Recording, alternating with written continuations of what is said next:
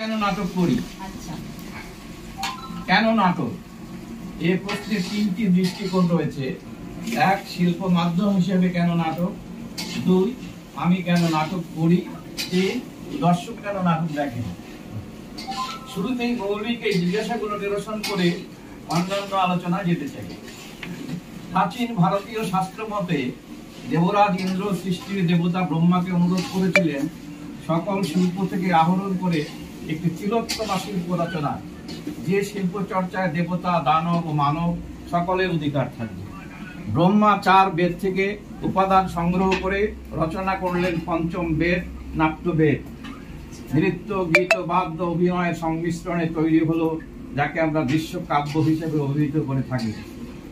কোন শিল্প মাধ্যম শ্রেষ্ঠ সে তর্কে না গিয়েও আমরা প্রত্যক্ষ করি নাটকের সব শিল্পেরই সমাহার রয়েছে। আবার এটাও আমরা জেনেছি ভাষা তৈরি হওয়ার আগেই অনুকৃতি থেকে এক ধরনের নাটক সৃষ্টি হয়েছিল। গুহা মানবের পশু শিকার করে আবাসে ফিরলে অনুকরণ করে দেখাতে কি করে শিকার করবে। তাই প্রাচ্য এবং পাশ্চাত্য সকল বিবেচনাতেই পৃথিবীর প্রাচীনতম শিল্প মাধ্যমগুলোর মধ্যে অন্যতম হলো নাটক। নাটকের চর্চা হয় না পৃথিবীতে এমন দেশ হয়তো খুঁজে পাওয়া যাবে না। কঠোর ধর্মীয় বিধিনিষেধের সে দেশ সৌদি আরব থেকে শুরু করে বরফ ঢাকা আইসল্যান্ড সবখানেতেই আজকাল থিয়েটার প্রতিষ্ঠিত শিল্প মাধ্যম। কথায় আছে একটি জাতিকে চেনা যায় তার থিয়েটার দিয়ে। জ্ঞান তাপস এক অধ্যাপক বলেছিলেন, কোন নতুন দেশে গেলে দুটো জায়গায় যাইবেন, কাঁচা বাজারে আর বইয়ের দোকানে। দেখবেন ওরা কি খায় আর কি পড়ে। খাদ্যাভ্যাস এবং পাঠ্যাভ্যাস থেকে একটি জাতির সভ্যতা এবং সংস্কৃতির মান নির্ণয়ে কি সহজ পন্থা। যাই হোক, উঠে আসে সমাজে, নাটকে উঠে আসে সমাজের ছবি, তারপরে পাশের মানুষের আনন্দ, বেদনা, আশা, আকাঙ্ক্ষা। নাটক যেভাবে সহজে মানুষকে স্পর্শ করতে পারে অন্য কোনো শিল্প মাধ্যমের পক্ষে তা সম্ভব হয় না। আর বিনোদনের একটা প্রধান মাধ্যম হলো নাটক, সে কথা বলার অপেক্ষা রাখে না। এবার দ্বিতীয় প্রশ্নে আসি, আমি বা আমরা কেন নাটক করি।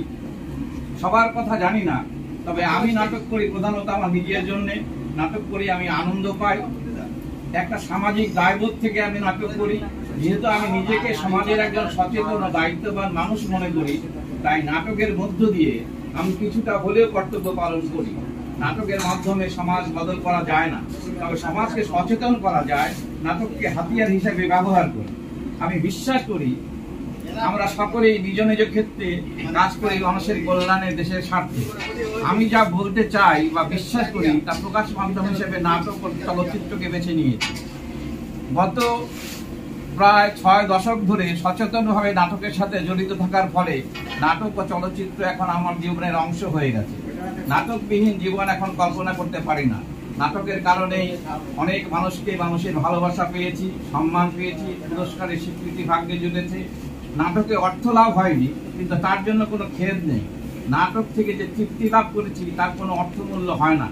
পাশাপাশি অনেকেই আছেন যারা নাটক করেন অর্থের জন্য, খ্যাতির জন্য। তাদের উদ্দেশ্যকেও আমি ছোট করে দেখি না। এবার শেষের প্রশ্নে আসি, দর্শক কেন নাটক দেখেন। প্রধানত থিয়েটারে আসেন নাটক দেখার জন্য, বিনোদনের জন্য। উপরি পাওনা হিসাবে এর সাথে যুক্ত হয় শিক্ষা, সচেতনতা, সমাজ ভাবনা ইত্যাদি। যে কথা একজন দর্শক নিজ কণ্ঠে উচ্চারণ করতে পারেন না, নাটকের পাত্রপাত্রীদের মুখে সেসব কথা উচ্চারিত হতে দেখলে তিনি খুশি হন। কর্তৃত্ববাদী সমাজে অনেক সময় যথার্থ কথাটি বলা যায় না, কিন্তু নাটকে সহজেই সেসব কথা তুলে আনা যায়। সমাজের অন্ধকার দিকগুলোতে আলো ফেলা যায়। তাই দর্শক মঞ্চে আপন ভাবনার প্রতিবিম্ব দেখতে পান। তাছাড়া সামনাসামনি বসে জীবন্ত মানুষের অভিনয় দেখার আনন্দই আলাদা। সেখানে যদি জনপ্রিয় খ্যাতিমান কোনো শিল্পী থাকেন তবে তো কথাই নেই। এখানে উল্লেখ করা যেতে পারে, আমাদের নাট্য দলগুলোকে আমরা অভিহিত করি গ্রুপ থিয়েটার হিসেবে। আমরা কিছু নাট্যময়ী সমমনা মানুষ একত্রিত হয়ে একটা নাটকের দল গঠন করি, যারা অবাণিজ্যিক ভিত্তিতে ভালো নাটক ভালোভাবে মঞ্চস্থ করতে চায়। আমার জানা মতে এই উপমহাদেশের বাইরে আমাদের মতো গ্রুপ থিয়েটারের চর্চা অনুপস্থিত। সেখানে মূলধারা পেশাদার থিয়েটার বা বাণিজ্যিক থিয়েটারের বাইরে বিভিন্ন কাঠামোতে বিকল্প থিয়েটার চর্চা হয়। Non profit theatre, amateur theatre ইত্যাদি। বিদেশিদের কাছে আমাদের থিয়েটারকে পরিচিত করাতে একটা কথা আমরা প্রায়ই বলে থাকি যে অর্থনৈতিক ও সামাজিক কারণে আমরা মঞ্চ নাটকে পেশাদার হতে পারি না, কিন্তু পেশাদারি দক্ষতার সাথে আমরা নাটক করবার চেষ্টা করি এটা আমাদের ভালোবাসার থিয়েটার, সামাজিক দায়বদ্ধতার থিয়েটার, তথাকথিত বাণিজ্যিক থিয়েটার নয়। বাংলাদেশ বা ভারতে এখন পর্যন্ত আমাদের এই গ্রুপ থিয়েটারই মূলধারার থিয়েটার। বিদেশ থেকে যখন নাটকের মানুষেরা আমাদের দেশে এসে আমাদের নাটক দেখেন এবং আমাদের গ্রুপ থিয়েটার চর্চা সম্পর্কে অবহিত হন, তখন তারা বিস্ময়ে হতবাক হয়ে যান, কি করে এত হাজার হাজার নাট্যকর্মী কোনো রকম টাকা পয়সা না পেয়ে দিনের পর দিন, বছরের পর বছর এইভাবে নাটক নিয়ে মেতে আছে। আমাদের সবচেয়ে বড় গর্ব আমাদের নাট্যকর্মীদের রাজনৈতিক সচেতনতা, সমাজের প্রতি দায়বদ্ধতা। এই দায় ছাড়া আমরা স্বেচ্ছায় নিজেদের কাছে তুলে নিয়েছি, কারণ আমরা বিশ্বাস করি মানুষের জন্য শিল্প, তাই তাদের আকাঙ্ক্ষা শোষণহীন, মানবিক মূল্যবোধে সমৃদ্ধ একটি সমাজ, সেই সমাজ গঠনে সহায়ক শক্তি হিসাবে তারা কাজ করতে চান। সকল অশুভ শক্তির বিরুদ্ধে সর্বশক্তি দিয়ে লড়াই করতে চান। সে লড়াই শিল্পের লড়াই, সমাজে মানবিকতা বোধ আবার জাগিয়ে তোলার লড়াই। অনেক সময় শিল্পের মাধ্যমে অন্যায় অবিচারের প্রতিবাদ যথেষ্ট হয় না, তখন রাজপথে নামতে হয়। সকলে মিলে একজোট হয়ে আন্দোলন করলে দুঃশাসনের অবসান হয়। ইতিহাস এই সাক্ষ্যটাই দেয়। নাট্যকর্মীদের এই জনসম্পৃক্ততা আমাদের নাটককে জনপ্রিয় হতে সাহায্য করেছে।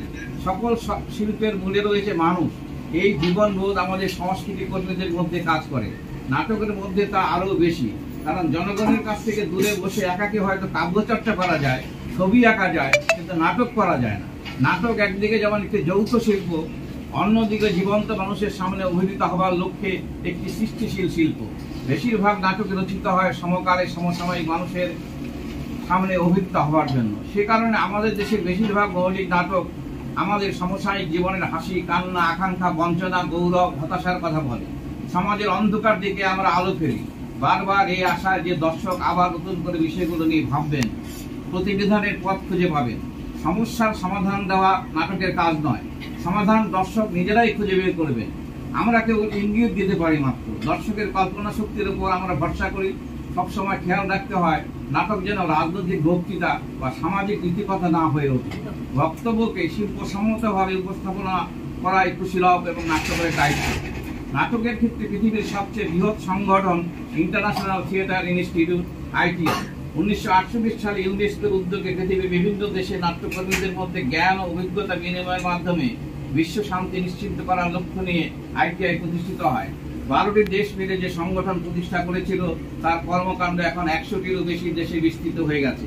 উত্তর মেরুর দেশ আইসল্যান্ড ন্যাশনাল থিয়েটারের বয়স প্রায় 50 বছর পেরিয়ে গেছে। ওদের জনসংখ্যার চেয়ে বছরে টিকিট বিক্রি হয় আরো বেশি। তার অর্থ একজন দর্শক একাধিকবার থিয়েটার বা নাটক দেখতে যান। অনেকেই জানতে কৌতূহলী বিশ্ব নাট্যের প্রেক্ষিতে আমাদের নাটকের অবস্থান কোথায়। এর জবাব দেওয়া শক্ত। প্রত্যেক দেশে নিজস্ব সংস্কৃতি, ঐতিহ্য ও সমসাময়িক প্রেক্ষাপটে নাটক অভিনীত হয়। এই প্রেক্ষাপটে আমরা যে নাট্য চর্চা করি তা খণ্ডকালীন।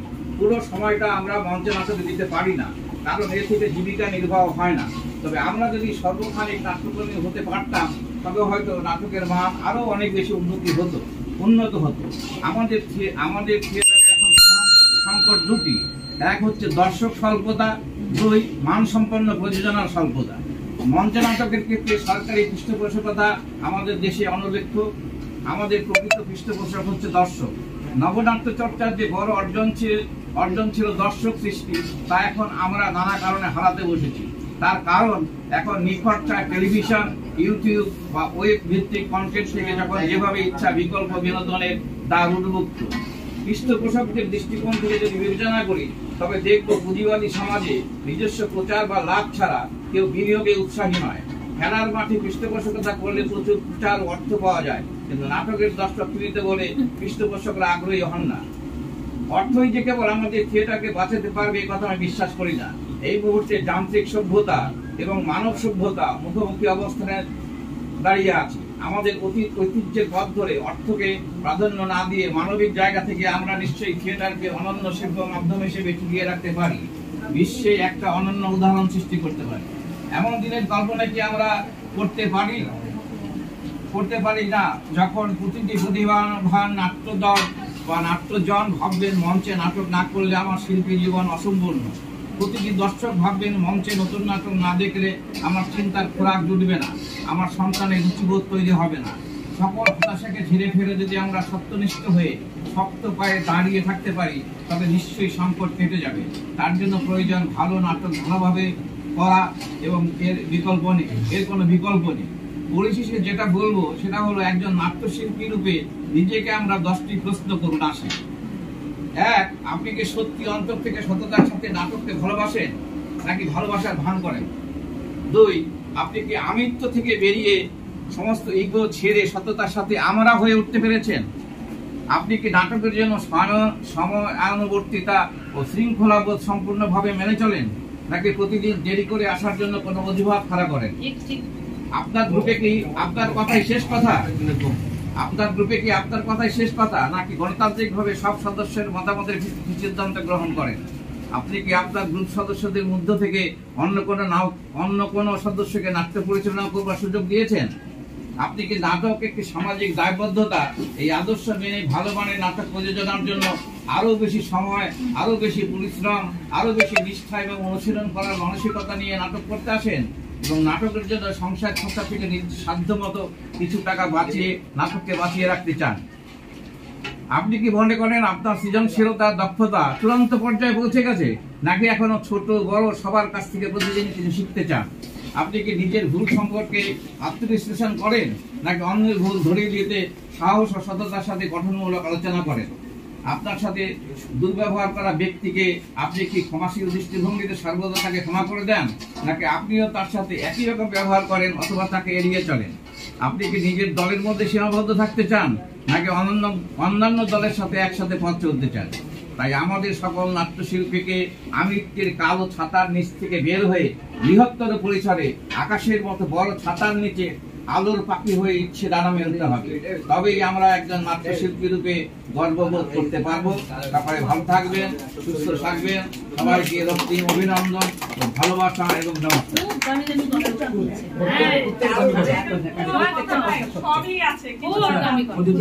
আপনি একটা জিনিস মিস করে গেছেন, আইডিআর থেকে আগে 1948 সালে আইপিডিএ তৈরি হয়েছিল।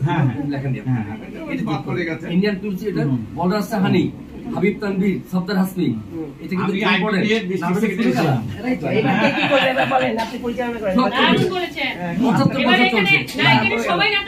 জলের বোতলটা